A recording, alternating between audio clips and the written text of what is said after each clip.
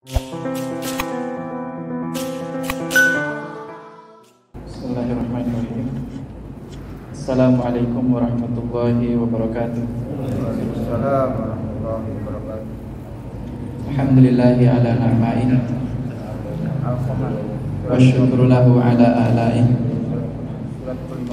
Wassalatu wassalamu ala ashrafi anbiya'in wa ala afdali awliya'in wa ala ali wal ashabi wa ala sa'iril muntazimina min atba'in.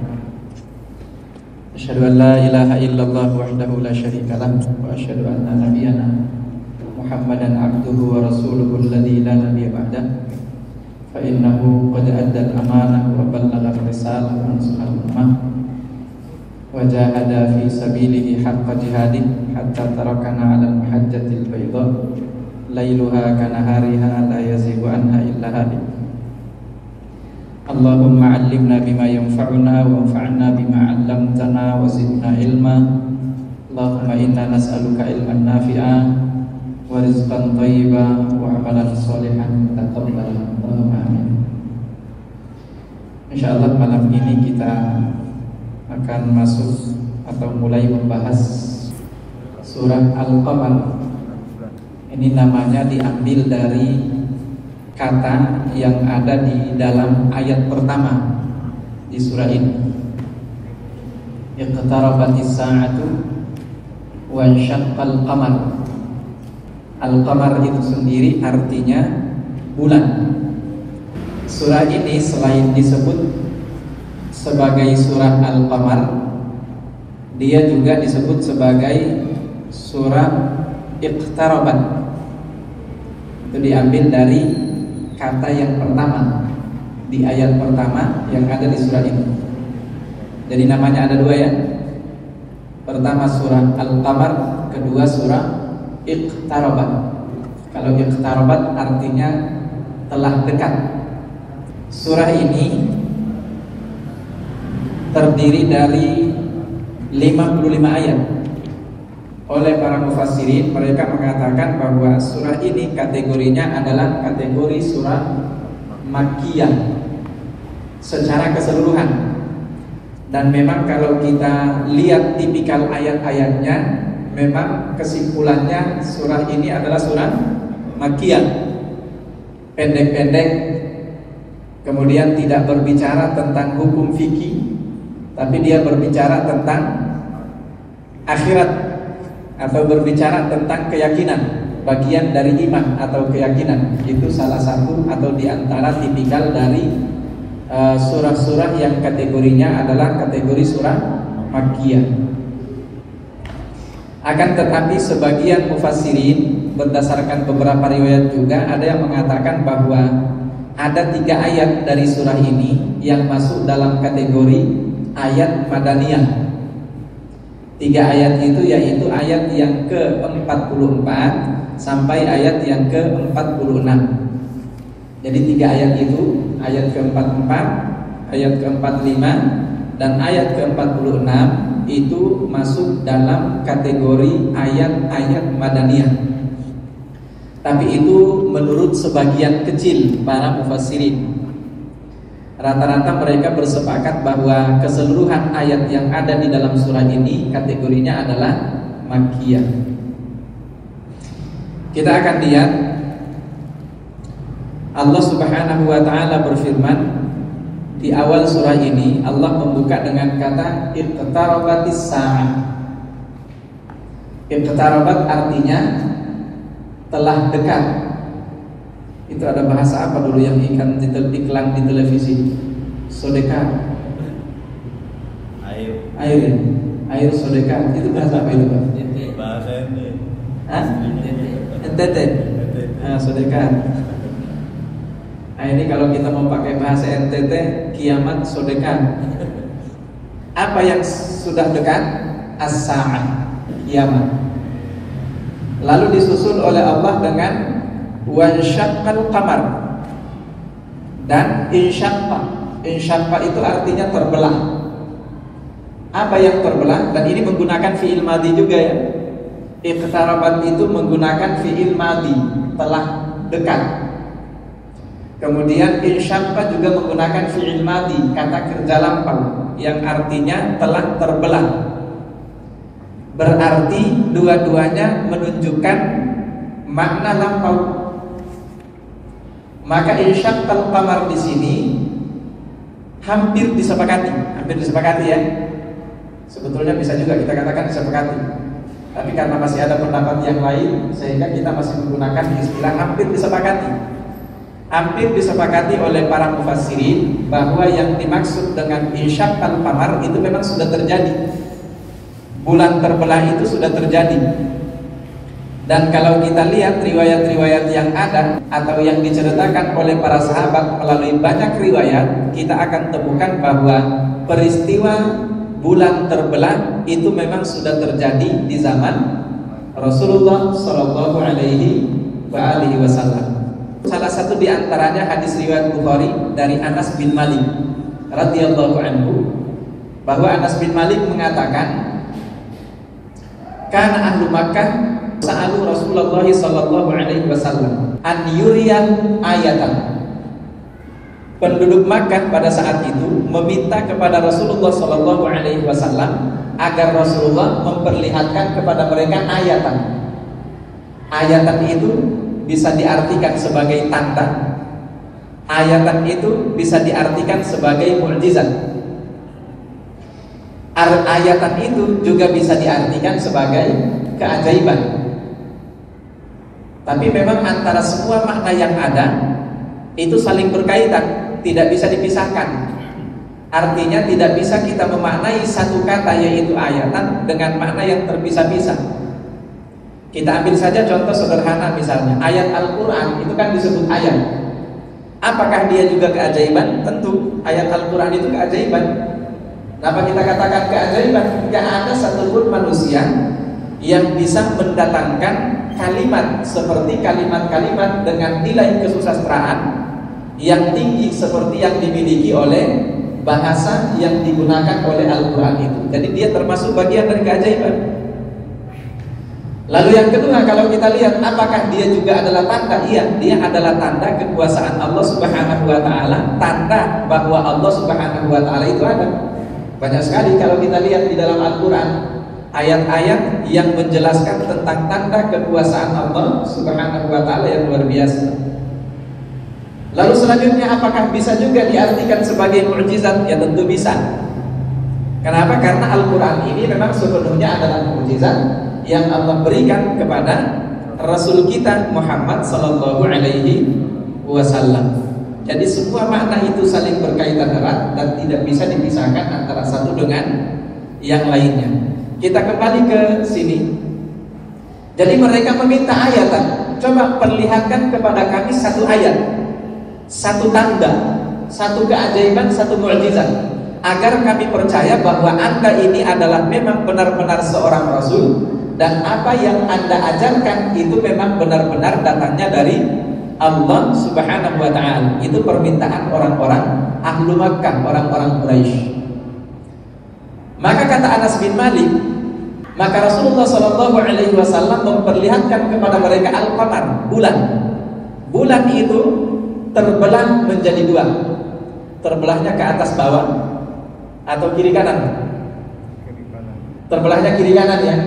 Belahan pertama itu ada terlihat di atas bukit, salah satu bukit yang mengelilingi kota Makkah, dan belahan yang berikutnya itu ada di bukit yang lain, terbelah menjadi dua, sehingga memang benar-benar celah di antara keduanya itu terlihat dengan sangat jelas. Bahkan di dalam hadis yang diceritakan oleh Anas bin Malik itu, kata Anas bin Malik, hatta ra'au hira'an bainahuma, sampai mereka dapat menyaksikan gua Hira itu berada di antara dua belahan bulan itu. Itu yang diperlihatkan oleh Rasulullah SAW kepada mereka berupa mukjizat yang beliau miliki sebagai tanda atau bukti bahwa beliau benar-benar adalah seorang Rasul, dan apa yang beliau bawa adalah datangnya dari Allah Subhanahu wa ta'ala. Pertanyaannya, apakah mereka percaya? Nah sekarang kita lihat, mereka ini kan meminta ayat, meminta mukjizat, meminta tanda sebagai bukti kebenaran kerasulan Nabi kita Muhammad Sallallahu Alaihi Wasallam. Tapi ketika diperlihatkan tanda, mereka tidak percaya juga. Apa yang mereka katakan? Itu masih sihir. Itu masih sihir kata mereka. Nah, kemudian apa yang mereka katakan? Coba nanti kita buktikan. Kita buktikan, benar nggak ini adalah tanda, benar nggak ini adalah ayat atau mukjizat? Kata mereka, kami yakin bahwa bulan terbelah ini itu hanya nampak di mata kami doang. Itu cuma kita doang yang melihat. Kenapa? Karena kita ini sudah disihir oleh Muhammad, kata mereka. Kita ini sudah disihir oleh Muhammad. Jadi kami yakin bahwa bulan itu memang cuma nampak di mata kami terbelah. Kalau di mata orang lain nggak mungkin itu. Buktinya, kata mereka, buktinya kita akan tunggu kafilah yang akan datang, yang sedang dalam kondisi musafir itu ya. Kita tunggu mereka tiba di Makkah. Nanti kalau mereka sudah tiba di Makkah, kita akan tanya, benarkah mereka juga menyaksikan itu? Dan musafir yang mereka tunggu itu bukan cuma satu kelompok, itu banyak kelompok. Mereka tunggu akhirnya kehadiran mereka semuanya. Ketika kafilah-kafilah itu datang, mereka langsung nanya, kalian lihat juga nggak? Pada malam sekian, tanggal sekian, bulan itu terbelah. Apa jawaban para musafir itu? Mereka mengatakan, iya, kami menyaksikan itu juga. Nah, oleh karena mereka juga menyaksikan, maka berarti ini bukti kalau apa yang ditunjukkan oleh Rasulullah itu bukan sihir. Karena kalau seandainya itu adalah sihir, nggak akan semua orang bisa melihat itu. Nggak semua orang bisa melihat itu. Tapi ketika bisa dilihat oleh semua orang, itu artinya ini kenyataan. Ini memang benar-benar terjadi. Bulan itu benar-benar terbelah, bukan hanya sekedar kelihatan dalam pandangan mata sebagian orang. Enggak. Memang kenyataan bulannya sendiri itu ya terbelah. Nah, sekarang pertanyaannya lagi, ketika mereka sudah membuktikan bahwa ternyata semua orang melihat peristiwa itu, apakah kemudian mereka percaya? Tetap tidak. Mereka tetap tidak percaya. Ya, nanti kita akan lihat lanjutannya penjelasan tentang itu. Tapi kita akan kaji dulu di sini kaitannya antara iqtarabatis sa'atu dengan insyaqqal qamar. Kenapa digandengkan oleh Allah? Ini ada dua persoalan yang berbeda. Ini ada dua persoalan yang berbeda. Sepintas ya. Meskipun sebetulnya seperti sudah sering kali kita ulang-ulangi bahwa tidak ada kebetulan. Tidak ada kebetulan di dalam menyambung satu kalimat dengan kalimat yang lain di dalam Al-Quran yang seolah-olah itu tidak ada hubungannya. Itu pasti ada hubungannya. Mari kita lihat kalimat pertama, iqtarabatis sa'ah. Hari kiamat sudah dekat. Kemudian kalimat yang kedua, wansyaqqal qamar. Bulan telah terbelah. Para mufassirin kemudian menghubungkan antara dua kalimat ini bahwa Rasulullah Shallallahu Alaihi Wasallam adalah nabi yang terakhir. Ketika beliau diutus sebagai seorang nabi yang terakhir, beliau itu diutus itu sudah diampang hari kiamat. Makanya kalau kita sekarang kurang lebih jauhnya jarak kita antara kita dengan Rasulullah Shallallahu Alaihi Wasallam itu sudah 1400-an tahun. Ya, kita harus sadar bahwa berarti kita semakin mendekat pada hari kiamat itu. Kenapa? Karena diutusnya Rasulullah Muhammad SAW itu sendiri itu sudah termasuk bagian dari tanda besar hari kiamat itu. Dan itu kita bisa temukan di dalam banyak riwayat hadis-hadis yang ada. Saya akan kutip salah satu di antara hadis yang ada itu, bahwa Rasulullah SAW bersabda, beliau mengatakan, "Bu'istu ana wasa'atu kahataini." Aku ini, kata Rasulullah, antara aku diutus dengan hari kiamat itu hanya berjarak antara seperti dua jari ini. Beliau sambil menunjukkan antara jari telunjuk dengan jari tengahnya. Itu artinya bahwa Rasulullah diutus sebagai nabi yang terakhir, dan diutusnya Rasulullah itu adalah merupakan bagian dari tanda semakin dekatnya hari kiamat. Nah, tanda kenabian Muhammad itu apa? Insyiqaqul qamar, terbelahnya bulan. Jadi hubungan antara dua kalimat itu adalah bahwa terbelahnya bulan itu adalah tanda semakin dekatnya kiamat, karena dia merupakan mukjizat dari kehadiran nabi yang terakhir yang diutus menjelang datangnya hari kiamat. Itu hubungan antara dua kalimat di dalam ayat ini. Mudah-mudahan bisa dipahami. Kita lihat ayat berikutnya, yaitu ayat yang kedua. Kata Allah Subhanahu wa taala, "Wa iyarau ayatan wa in." Dan jika atau apabila yarau, mereka melihat atau menyaksikan. Apa yang mereka saksikan? Ayatan. Nih, kita kembali lagi pada kata ayatan. Apabila mereka melihat, menyaksikan ayat, satu tanda, satu keajaiban, satu mukjizat, satu bukti bahwa Rasulullah Shallallahu Alaihi Wasallam itu memang benar-benar adalah seorang nabi dan rasul. Apabila mereka menyaksikan itu, apa yang terjadi? Yu'ridu, mereka berpaling. Wa yaqulu, lantas mereka mengatakan sihrun mustamir. Sihir lagi. Ini mah disihir lagi kita sama Muhammad. Dia kan memang tukang sihir. Dan kalau kita buka Al-Quran, kita akan menemukan banyak di antara ayat yang menunjukkan tuduhan orang-orang Quraisy itu bahwa Rasulullah Muhammad SAW itu selalu mereka tuduh sebagai seorang penyihir. Itu banyak ayat-ayat yang menjelaskan tentang itu. Makanya ayat ini mengatakan sihirun mustamir, sihir lagi. Sihir mulu, kita disihir terus oleh Muhammad SAW. Jadi apabila mereka melihat ayat, tanda kekuasaan Allah, mukjizat, keajaiban, bukti kenabian Muhammad, mereka tetap aja itu. Mereka menolak itu, mereka tidak mau terima, mereka berpaling.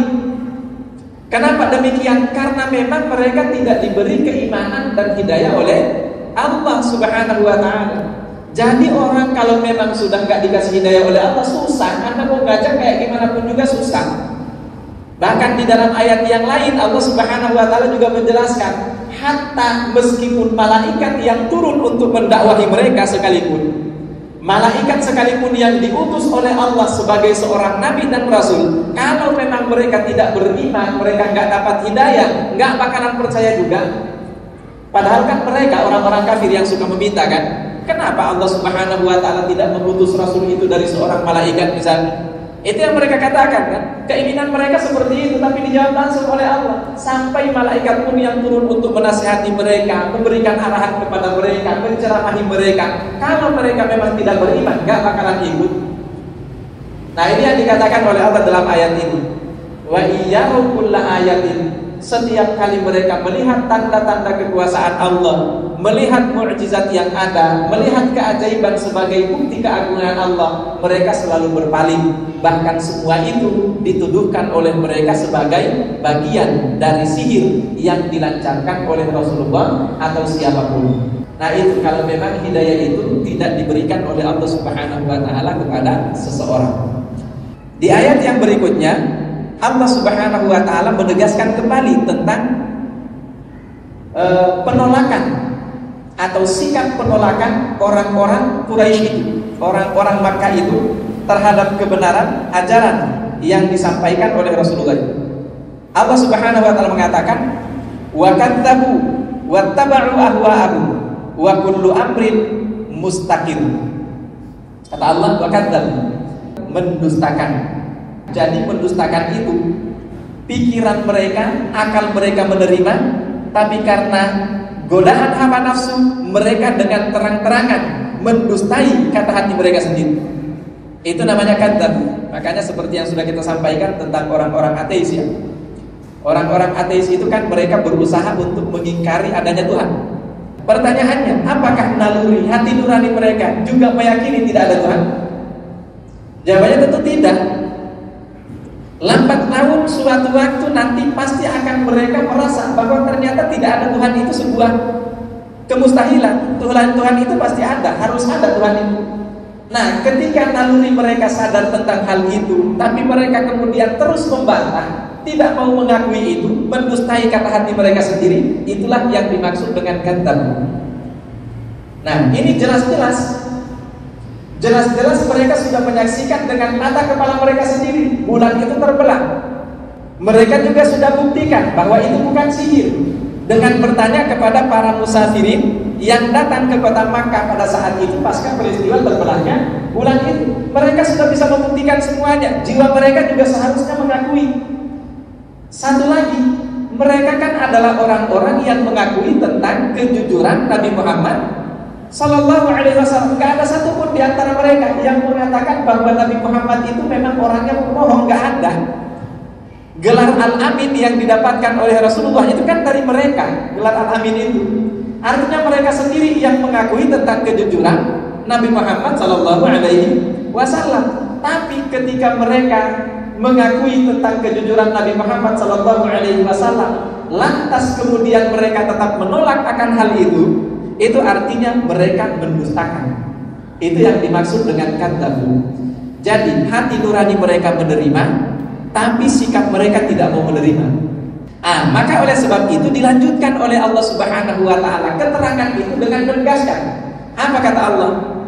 Wa kadzabu wattaba'u ahwa'ahum. Dan mereka mengikuti godaan atau bisikan hawa nafsu mereka.